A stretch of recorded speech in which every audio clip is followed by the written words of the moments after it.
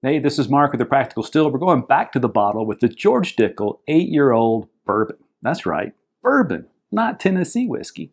And if you remember when we opened it, there's nothing different really from the whiskey, according to distiller and general manager Nicole Austin there in Tullahoma at the George Dickel Distillery. It's just that this batch of whiskey had a bourbon characteristic to it rather than a Tennessee whiskey characteristic to it. And there's not that really much any different between Tennessee whiskey and bourbon. Tennessee whiskey's got to be made in Tennessee, and it uses the Lincoln County process. But you can make bourbon in Tennessee, and you can charcoal, mellow, or filter any whiskey you want, I suppose. So I wasn't real sure when I opened it, and frankly, after drinking it a while, I'm still not sure.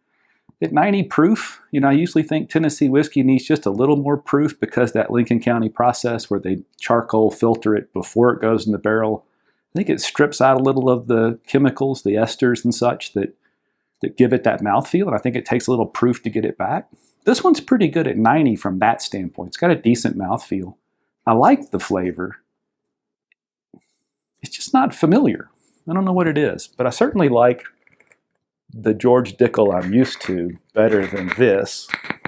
Ooh, sorry about all that noise. But I don't dislike this. And I made an old-fashioned with it, and I've had, as you can tell, quite a bit. I've shared some of it.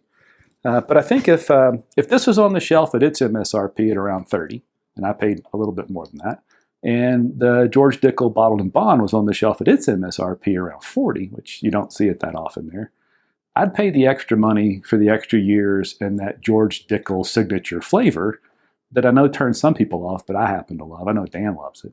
I'd pay that extra $10 for that. And maybe I'll come around to this, but it's definitely different. And that's a plus to me because there's so many whiskeys on the shelf that taste awfully similar. So I'm not upset I gave it a try. I still think an 8-year age statement on a bourbon in the $30 range is something to be excited about. So I hope you give it a shot. I still haven't decided what I think, but I was running out of whiskey to make my mind up. So maybe we'll revisit this. We'll go back to the bottle later.